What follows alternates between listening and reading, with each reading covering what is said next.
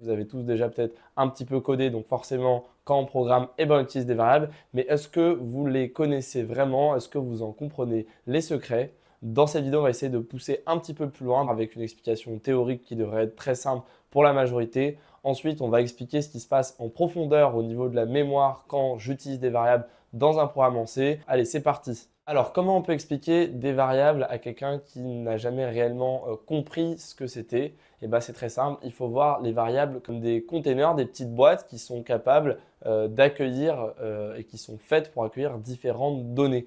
Donc par exemple, si je veux un container pour un nombre, par exemple, je vais le dessiner comme ceci, et ben, vous voyez là, j'ai fait un container pour un petit nombre, par exemple pour 200, voilà, ou 312. Si je veux faire un nombre plus gros, il va me faire un container plus gros pour écrire des plus grands nombres. Vous voyez, là, j'écris un nombre volontairement grand pour vous expliquer que ce conteneur-là et ce conteneur-là, ils contiennent deux nombres, mais ils ne font pas la même taille. Et oui, ça ne sert à rien d'utiliser un type qui peut contenir une trop grande taille si je veux juste mettre 3 dedans. Pour ça, je pourrais utiliser un type plus petit. Puis d'ailleurs, il y a des containers pour, je ne sais pas moi, par exemple des caractères. Par exemple, ici, je vais mettre le caractère C. Et puis, il y a des containers pour, par exemple, des nombres, voilà, vous voyez ce que je fais juste ici, des nombres flottants. Donc là, par exemple, je vais écrire 3.14. Voilà, j'ai écrit les premières décimales de pi. En fait, avec ces containers, ce qui est intéressant, c'est qu'on peut aussi leur mettre des spécifications, des attributs.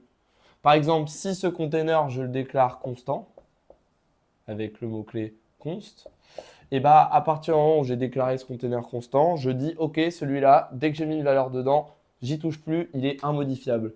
Je viens fermer complètement le container. Voilà, il est constant, on n'y touche plus.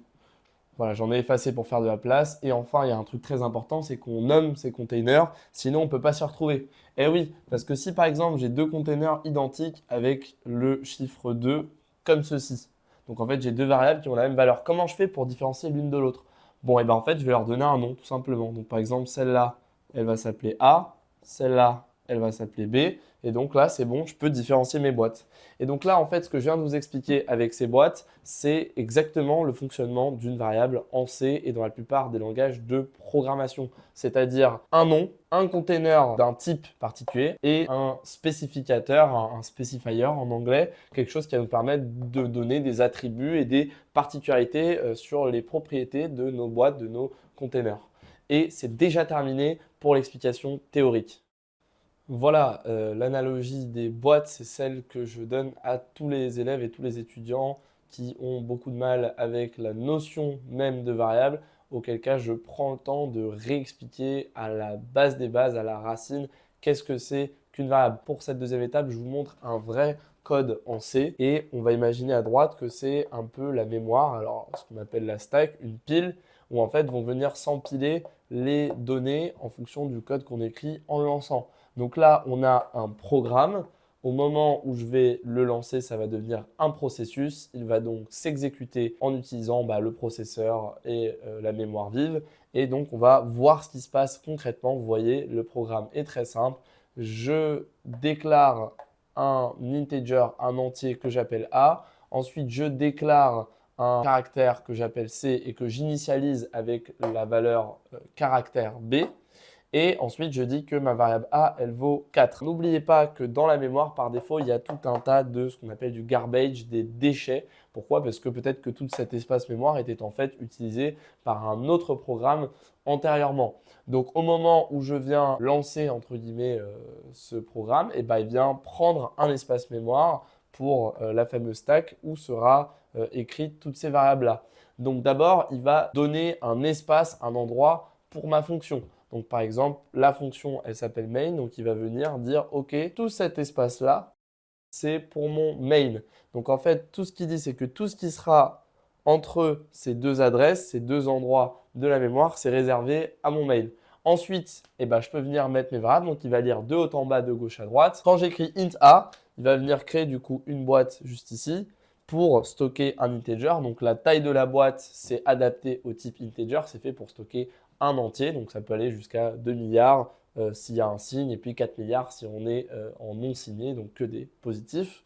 Et donc, il prend, en l'occurrence, dans la plupart des ordi de nos jours, en 64 bits, ça sera 4 octets. Il vient dire, OK, cette zone-là, c'est réservé, et c'est réservé à la variable A. Et en fait, à ce moment-là, qu'est-ce qu'il y a dans la mémoire? Et bien, en fait, il y a tout un tas de choses. Donc là, il faut imaginer qu'il y a des chiffres. Voilà, donc là, j'ai écrit n'importe quoi. C'est pour vous dire que vu que cet espace mémoire était réservé au programme d'avant, et ben, il y a tout un tas de choses. Tant que je n'ai pas initialisé la variable, si je m'amuse à l'afficher, ben, il va y avoir un nombre un peu bizarre qui va en sortir. Et en fait, ce que vous allez faire, c'est que vous allez utiliser une variable qui n'est pas encore initialisée, ce qui théoriquement est une fuite mémoire. Ça n'est pas logique, ça ne devrait pas être fait comme ça. Ensuite, dans un second temps, je déclare un char C. Et donc là, pareil, je vais créer une boîte pour mon caractère.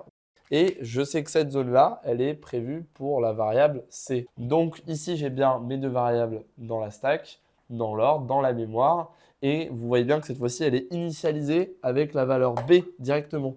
Donc, je vais venir directement mettre la valeur B. Alors, évidemment, vu que vous avez vu ma vidéo sur les bases, vous comprenez que le caractère B, c'est en fait un nombre. Nous, on écrit B parce qu'en fait, c'est la correspondance dans la table ASCII du nombre qui est associé à B. Et enfin, si j'écris A égale 4, je viens enfin initialiser la valeur. Donc là, le compilo n'est pas idiot. Enfin, l'ordinateur, il vient enlever ce qu'il y avait à ce moment-là pour venir réécrire dessus et venir mettre la valeur 4. Et voilà, avec ce simple petit exercice, vous venez de comprendre ce qui se passe avec des variables classiques. Alors attention, je ne parle pas encore de pointeurs, puisque dans le cas des pointeurs, on ira chercher à d'autres endroits de la mémoire hors de celle-ci. Mais tant qu'on fait juste des types un peu simples, des caractères, des tableaux de taille fixe, des int, etc., et bah, tout est stocké et s'empile comme ça dans la mémoire, dans une zone mémoire prévue à cet effet. Et ça vous aide déjà à mieux comprendre qu'est-ce qui se passe finalement au fond des choses quand j'utilise une variable. À savoir que là encore, je suis en train de vulgariser, puisqu'en vérité, votre ordinateur, il ne va pas littéralement mettre cette partie-là dans la mémoire vive directe. Il va se passer tout un tas de choses, je vous laisse imaginer, avec le processeur, avec votre disque dur, où il va basculer entre les différents processus, puisqu'un système d'exploitation, il est multitâche, il peut exécuter 1000 programmes en même temps. Donc, s'il devait absolument mettre ce programme-là dans la mémoire à un temps fixe, à un espace fixe, eh ben, ça serait impossible de tout exécuter et que tout marche en même temps. Mais ça, on reviendra dessus dans d'autres vidéos. Et là, je vous coupe car la partie pratique, elle est assez longue et je trouve que ça fait déjà beaucoup d'informations en une seule vidéo. Je vous mets la suite dans la prochaine vidéo qui arrive dans quelques jours. Alors, pour rester informé, n'hésitez pas donc à vous abonner. Allez, à la prochaine.